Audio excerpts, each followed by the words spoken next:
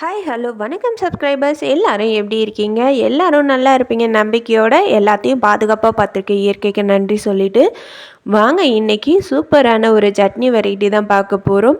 இந்த பீட்ரூட் சட்னிக்கு வதக்க தேவையில்ல, நீங்கள் கரைக்க தேவையில்ல, எதுவுமே தேவையில்ல. குயிக்காக ஈஸியாக செஞ்சிடலாம். நாங்கள் சொல்கிற இந்த அளவுகளில் இந்த மெத்தடில் கண்டிப்பாக நீங்களும் செஞ்சு பாருங்கள். அவ்வளோ டேஸ்ட்டு அருமையாக அட்டகாசமாக இருக்கும். சூப்பரான காம்பினேஷன் பார்த்திங்கன்னா ரைஸு இட்லி தோசைக்கெல்லாம் அவ்வளோ அட்டகாசமான அருமையான காம்பினேஷனாக இருக்கும். மறக்காமல் இந்த ரெசிபியை நீங்களும் ட்ரை பண்ணி பார்த்துட்டு உங்களுக்கு எப்படி பிடிச்சிருக்கா இல்லையான்னு எங்களோட ஷேர் பண்ணிக்கோங்க. இந்த ரெசிபி யாருக்கெல்லாம் யூஸ்ஃபுல்லாக இருக்குமோ அவங்களுக்கும் ஷேர் பண்ண மறந்துடாதீங்க. இந்த மாதிரி நிறைய ரெசிபிஸ் தெரிஞ்சுக்கணுமா, ஹெல்த்தாக இருக்கணுமா, குயிக்காக சமைக்கணுமா, நம்ம சேனலை சப்ஸ்கிரைப் பண்ணி ஆளுங்கிற நோட்டிஃபிகேஷன் கிளிக் பண்ணி வச்சுக்கோங்க. நம்ம சேனலில் நிறைய ரெசிபிஸ் டிஃப்ரெண்ட்டாக ஈஸியாக குயிக்காக ஹெல்த்தாக இருக்குது. வாங்க சேனல் இன்ட்ரோ பார்த்துட்டு நம்ம இந்த ரெசிபி எப்படி பண்ணலாங்கிறத வீடியோக்குள்ளே போயிடலாம். அறுசுவை சமைத்திடுவோம், ஆரோக்கியமாய் வாழ்ந்திடுவோம். நீங்களும் சமையலை ஈஸியாக டென்ஷன் இல்லாமல் ஹெல்த்தியாக சமைக்கணுமா? Welcome to our channel. இது என்ன சமையல், என்ன ருசி, ஆஹா!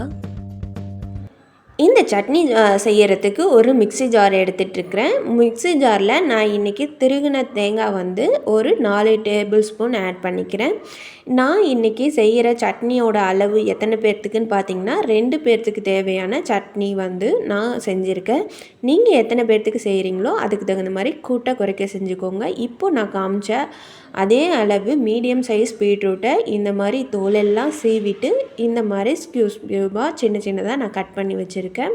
இப்போது இந்த அளவு கட் பண்ண எல்லா பீட்ரூட்டையும் நம்ம தேங்காய் ஆட் பண்ணியிருக்கோம் அந்த மிக்ஸி ஜார்லேயே ஆட் பண்ணிக்கலாம்.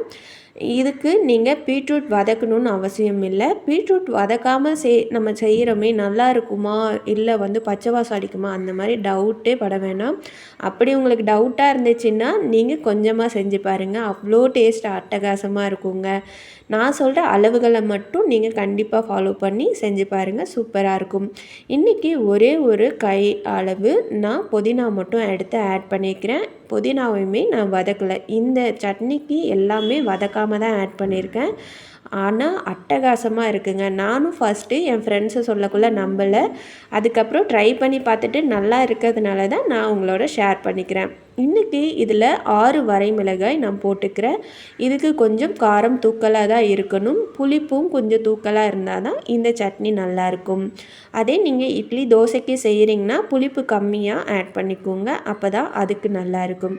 இப்போது ஒரு லெமன் சைஸு புளியை எடுத்து நல்லா தண்ணியில் வாஷ் பண்ணிவிட்டு தூசு இதெல்லாம் இல்லாமல் நான் இப்போது இந்த மிளகாய் அண்ட் பீட்ரூட் இதோடையே ஆட் பண்ணிக்கிட்டேன். ஜீரகம் ஒரு 1/2 டீஸ்பூன் ஆட் பண்ணியிருக்கேன். ஜீரகமுமே நான் வறுத்து ஆட் பண்ணலை.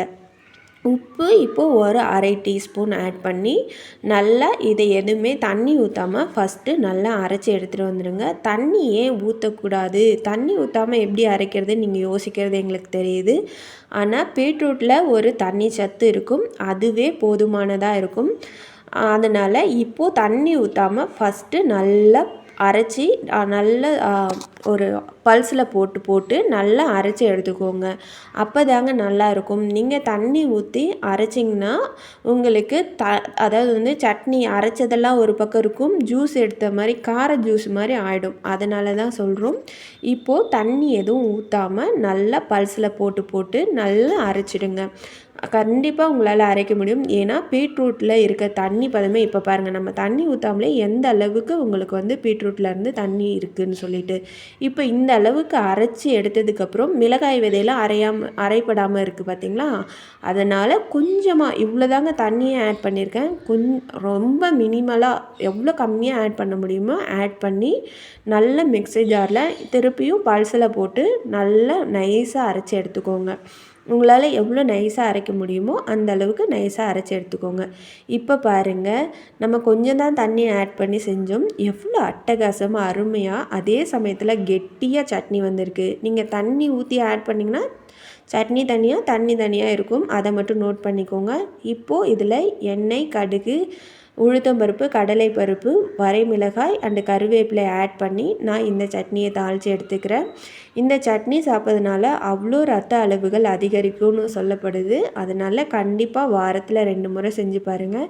நான் முன்னாடியே சொன்ன மாதிரி இதுக்கு வதக்க தேவையில்ல, கரைக்க தேவையில்ல, எதுவுமே தேவையில்ல. பீட்ரூட் மட்டும் நீங்கள் க்ளீன் பண்ணி போட்டு அரைச்சிங்கன்னா உங்களுக்கு ஒரு 2 நிமிஷம் கூட ஆகாதுங்க. நீங்களும் இந்த சட்னியை இதே அளவுகளோட மறக்காமல் செஞ்சு பார்த்துட்டு உங்களுக்கு டேஸ்ட் எப்படி பிடிச்சிருக்கா இல்லையான்னு மறக்காமல் எங்களோட ஷேர் பண்ணிக்கோங்க. நீங்களும் ஹெல்த்தியாக இருங்க. உங்களை மாதிரி யாரெல்லாம் ஹெல்த்தியாக இருக்கணும்னு நீங்கள் அன்பான உறவுகள் அண்ட் நட்புகளுக்கு உறவினர்கள் அண்ட் நண்பர்களுக்கு விரும்புகிறீங்களோ அவங்களுக்கும் இந்த வீடியோவை ஷேர் பண்ண மறந்துடாதீங்க. இதே அளவுகளோடு நீங்களும் செஞ்சு பார்த்துட்டு மறக்காமல் என்ஜாய் பண்ணுங்கள். நம்ம சேனலில் இது மாதிரி சூப்பரான அந்த சுவையான நிறைய ரெசிபிஸ் இருக்குது.